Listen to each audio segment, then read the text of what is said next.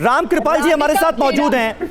राम कृपाल जी हमारे साथ मौजूद हैं। राम कृपाल जी, सवाल देखिए ये है कि ऐन चुनावों के वक्त डेवलपमेंट पर बात नहीं होगी, रोजगार पर बात नहीं होगी, महंगाई पर बात नहीं होगी, लेकिन बात किस पर होगी? हिंदू मुसलमान पर होगी। कौन मंदिर जाता है, कौन नहीं जाता, कौन जनेऊ पहनता है, कौन नहीं पहनता, ये सारे मुद्दे आने ही हैं क्या?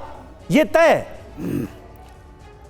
देखिए समीर जी, ईमानदारी की बात तो यह है कि वोट काम पर ही पड़ता है।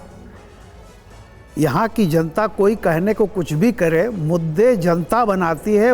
किस मुद्दे पर वोट देना है जनता तय करती है। और जनता इतनी भोली नहीं है कि किसी के मंदिर जाने से या किसी के न जाने से वो अपना वोट देने का निर्णय बदलती रहेगी, ऐसा नहीं होता है।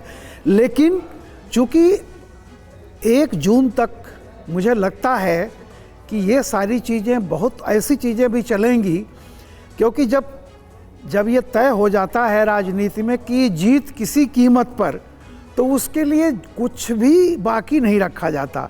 वो चाहे धर्म हो, कर्म हो, आप 7 पीढ़ियों का निकाल करके एक दूसरे का लाएंगे, वो सारी चीज़ें हैं। मैं एक बात को इस तरह कह रहा हूँ कि देखिए, राहुल जी और मोदी जी, एक इसलिए आलोचना की जा रही है कि वो मंदिर गए, एक की आलोचना इसलिए हो रही है कि वो मंदिर नहीं गए। अब ये जनता पर है, जनता देखेगी किसने ठीक किया किसने नहीं किया।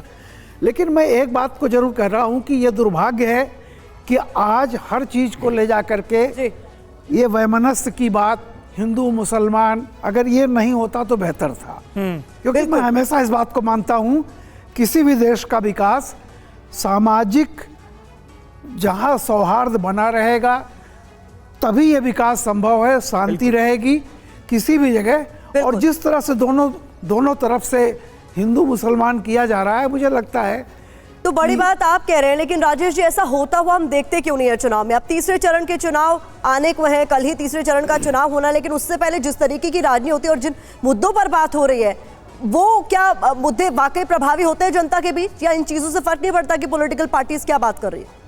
नहीं, जो वोटर है उनके एक हिस्से पर तो इसका असर पड़ता है ज़रूर, क्योंकि जो कमिटेड वोटर हैं, जो सिर्फ धर्म के नाम पर वोट देते हैं या विचारधारा के नाम पर वोट देते हैं, उन पर तो असर पड़ेगा ही पड़ेगा।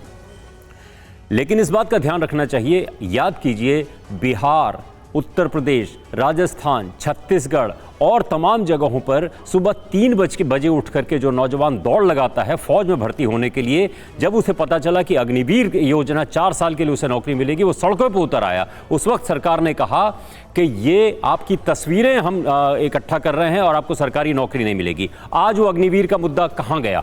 वो खत्म हो गया। महंगाई, बेरोजगारी, ये भारतीय जनता पार्टी के लिए अभी कोई मुद्दे नहीं, इनको एड्रेस भी नहीं कर रही है।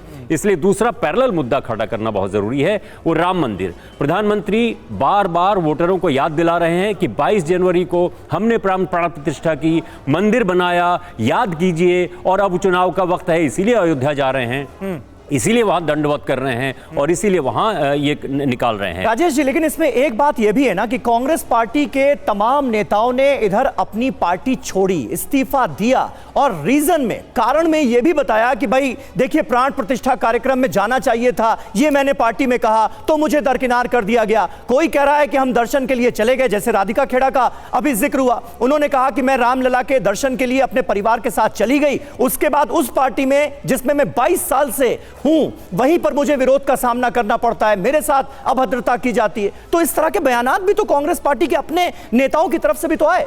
देखिए, इसमें एक बात यह है कि ये जो भी लोग जा रहे हैं, मतलब मुझे कांग्रेस को डिफेंड नहीं करना है, ना किसी पॉलिटिकल पार्टी को डिफेंड करना है, लेकिन जो लोग जा रहे हैं कोई बहुत बड़े मास लीडर नहीं है। प्रतिभा खेड़ा को कितने लोग जानते हैं, उनका क्या असर जनता पे है? 1 मिनट मुझे कंप्लीट करने दीजिए। राधिका खेड़ा, प्रतिभा, माफ कीजिएगा, राधिका खेड़ा जो है वो बहुत बड़ी मास लीडर नहीं है। प्लस दूसरी बात यह है कि कांग्रेस के कितने लीडर जो है राम मंदिर गए, चन्नी जो मतलब पंजाब में पूर्व मुख्यमंत्री रहे, वो वहां गए, तमाम लोग गए। क्या उनको पार्टी से निकाल दिया गया? ये तो खोखला इनका दावा है। इनका झगड़ा हुआ होगा, हो सकता है वो झगड़े में इनका जेन्युइन कारण रहा हो, उसकी वजह से निकली। अब चूंकि राम मंदिर का मुद्दा बनाया जा रहा है, राम मंदिर एक ऐसा एक सोने की गिन्नी हो गई कि जिसके पास भी होगा उसको उसका सितारा बुलंद होगा। इनको भी लग रहा है कि शायद कुछ इनको भी मिल जाए, मुझे ऐसा लगता है।